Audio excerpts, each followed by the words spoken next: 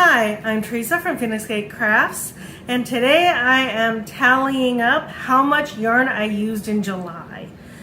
This is part of something I'm doing for a whole year.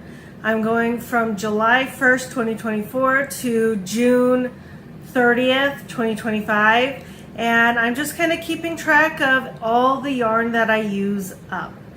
I'm not including things like giveaways in this because that yarn's already set aside. Unless I add more to it, then I will count it. I have a whole other video on why I'm doing this. That's at the start of this handy dandy playlist I'm creating for this. But the short version is that I realized that I have a lot of yarn that I've had for many years that I haven't used. And because I've gotten a little bit more into cross stitch in the last year or so, I figured, you know what? I might as well use it up and just kind of make an effort to knit or crochet or whatever. The yarn I already have, just create an incentive to shop my stash more. I haven't been buying a lot, though this month I did. Of course, I start counting how much I use, and of course I buy more to just... Anyway, now because I was very excited and I started this at the end of June, I decided to include a week of June in this July count just because I was excited, and why not start a little early? Which doesn't matter, there was only one thing I completed in June, which was the shoulder fanny pack, which is this. You actually probably saw me unbox this yarn. And one of the patterns that came in this yarn box included a shoulder fanny pack, but I really didn't like that one. It was crochet, it had pretty big holes, and something about crochet is because it's not always the tightest stitching, things can easily stick through the holes or can kind of grab onto the yarn and cause problems. So I decided to create my own that is Tunisian crochet. So I did this front one in one long panel. It goes all the way around, and the strap wound up too big, which I didn't realize until too late. So I just kind of folded it and sewed it. And it has a zipper that came. This was actually, it's not a good zipper. It's not smooth or nice to open, but it was nice to sew up because a darning needle worked just fine in the sides. I also made a little pocket that closes on the button. So this solves the winter problem I have because girl pants don't have pockets. So now I have an easy pocket that's not going to flop around quite the same way my purse does. The next thing I made is a Delicates wash bag. This is made with 100% cotton, and I used up 4 of my buttons, which I did include in the weigh count because they're weigh virtually nothing. And I found a pattern that I kind of liked that involved a zipper because I wanted to use the other zipper that came in that kit from the previous yarn, but I wound up deciding I'd rather have it fold over and button because it works out better. And also something I noticed with a lot of garment bags, they are not size inclusive most of the time that I found. So I made some that will fit my bras. This does fit technically one bra. I could probably put a second one in. The problem is just that between the 2 bras, there wouldn't get any washing done. So I'm thinking about making some more. This was made with, I believe I made this with sport weight yarn. And there really wasn't enough left over at the end to do anything with, so I did toss that. But I like it. And the most important thing is my bras don't catch on like my socks or anything else that I wash them with. So I do think that I'll be making more of these now that I kind of figured out the pattern. And I did write the pattern down. I am debating about publishing it on my blog. which I have just restarted. It's phoenixgatecrafts.com. My free patterns are there. My paid patterns are on Etsy though, so support me either way. The next thing I made is a bit of a secret. I'm going to reveal the secret now, but look out for Friday's video to get more details on this. But I am doing a cowl. It's a crochet along and a knit along, and it's about textured shrugs. So I made the knit sample where I figured out the pattern. So just a quick brief look. I was going to wear this originally, but it's just too hot. But it's various textures. None of them are quite the standard texture you find in a lot of sampler patterns, which I like. Also very easy. Knits, purls, one set of yarn overs that you bind off really quickly for a cool texture, and one pattern requires knit front back.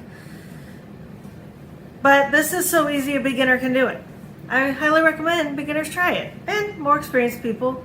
It was fun because you start a pattern, and not gonna lie, I really enjoyed doing this. Not only was the yarn really nice because this was just yarn, but I really like patterns where you kind of get started and you go, and it's an easy repeat, so you can just kind of memorize the line quickly, do it, look at the next line, memorize it quickly, do it. It's a little bit of mind stuff, but it's not hard to do, and so you could easily do it while watching TV or something. That's what I did. You know, I'm realizing I should probably tell you how much yarn I used. This used 123 grams of yarn. This used 101 grams of yarn.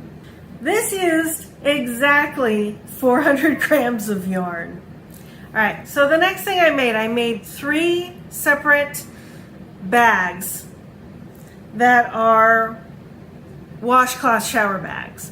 This is a free pattern that I uploaded to my blog if you're interested. They used about 40 grams each. This was the first one I did. This is the one I made for my masseuse, if I remembered to take a picture. I don't remember if I took a picture. My masseuse also got a scrubby cloth of the same material so that I could use up the skein. That skein, by the way, was from 2017. I think it's my oldest one that I still have. I also made one for myself that's for clean cloths that I hang outside of my shower. So if I forgot to bring a washcloth in, I can just quickly reach and grab one. I also set up a shelving system so that if I run out of soap or I need to replace the razor blade, they're right there, easy access. So what did all this do? Well, the first washcloth shower bag was 41 grams. My masseuse's was 39, along with about 11 grams for that little scrubby cloth. And then my clean shower bag was 34 grams. I got better at it, and I used, I think, a yarn that had a little bit less weight to it. Then I also made a pair of socks. So I got some very fancy yarn right before I decided to do this use up my stash thing. And so I made a pair of socks. And I found out that a pair of socks for me, because I typically do ankle socks because I get hot, I use exactly 45 grams of yarn. And that includes the contrast color for the toes and heels. Now, the next thing, I found out my masseuse, if I'm going to crochet her stuff or knit her stuff, she likes like toys and stuff. And not to mention she has like a little sister and some nieces and nephews and stuff that are littles. So I made a little amigurumi gift. Her bow just keeps kind of like poofing down. But here's the cool thing about this white yarn. It's not white. You put it out in the sun and it changes to kind of this pinky purpley color, which I think is pretty neat. And this used up 29 grams, and I am including the stuffing and the eyes and everything in that. Something that's been happening to me lately is that one of my ankles has been swelling up. Don't worry, I talked to the doctor. We're all good on it, but the advice is that when something like that swells, you should elevate it. And A lot of the pillows I have aren't very good for elevating a foot. They're very wide, like bed pillows, or they're like little throw cushions that they're not very thick or very high. So I decided to make myself something. And I used up all the Bernat blanket yarn that I have. I actually used my 15mm crochet hook on this. It is huge. It was supposed to be more of a flat thing, but I overstuffed it because over time as I use this, it's going to flatten. So the way I'm going to use this is I am going to have the legs kicked up on the couch, and then I can put this on the leg and then put my leg on it. And I feel over time this is going to just pack down a little bit more. And here's the cool thing, it's super soft. And yeah, this is yellow and black. The rest is red and black, which is kind of why from a distance it aggregates to a bit orange. My husband thought it was orange at first, didn't realize that most colors are just different colors blended. It was a very funny conversation. And that pillow, I can't remember if that includes stuffing or not. I don't think it does, because it was easier to fold up and put all the pieces on before I stuffed it. 448 grams of yarn. Oh, you know what I know I did? I weighed everything before I made it, and then I just made sure to use everything. What I didn't use is actually part of the stuffing. And the last thing's gonna have to be a picture. I made a car steering wheel. I went on Ravelry for free patterns and didn't like any of them because they were all like granny stitch things, which, by the way, the holes in the granny stitch will allow the sun to bake the steering wheel handle. So I decided to make one that covers a lot better. And because I couldn't figure out how to deal with the curve of the steering wheel, I thought, you know what works? Circles. So I made a big old circle, and then I just had 2 rows that didn't increase or decrease, just were even. And then I did super decreases on the back. I probably could have gone one more round, but you know what? It stays on, and it's not really something you can drive with. It really isn't. It moves and shifts way too easily. You're not supposed to actually use any of those when you're driving anyway, because they don't have the best grip.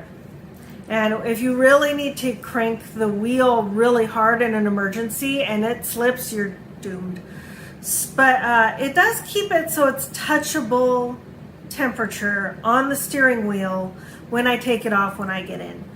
So that's everything I made. Now, what did I buy? If you watched this past week's video, I opened a Sip and Stitch box from Cratejoy, and that was 125 grams of yarn. And I did make a purchase for the crochet version of the cowl, and that was 600 grams. The sample I made for the cowl, I did use a lot of yarn for that, but I made that mid-June. I didn't count it for this. But don't worry, that yarn, at least the cowl purchase, I've used that up already here in July because I'm actually filming the cowl videos now. It's been an adventure with the crochet one. Just wait until the cowl in September. But don't worry, it's getting used up next month. So that's everything. That's all I bought. That's all I used. So I did use a total of 1,405 grams of yarn. But because I purchased 725 grams of yarn in total, the net use was 680 grams. Now, as I said in my introduction video for this project, my plan is to use 500 grams of yarn every month. I did better even with the purchase of yarn. I think next month I'm going to do very well because I've got 2 cowls that are going to be about 1,000 grams total, perhaps a little bit more. I am purchasing some yarn for some videos, so I am counting that as incoming yarn. And I don't expect this to last. It's really easy right now to use all this yarn and come up with projects and work my way through patterns and everything because I have big bunches of yarn available to me right now. As I use it, this is going to get harder and harder to match yarn to projects if I only have one ball of something and I need two and I don't have another color I could use with it. So I think after next month it's going to start getting a little bit more challenging. But you know what? I think I'm safe as long as I can knit socks. Like, share, subscribe if you want to see more of this. Also subscribe so that you can hear about the crochet along and the knit along. They are not the exact same thing. So, happy crafting. Bye.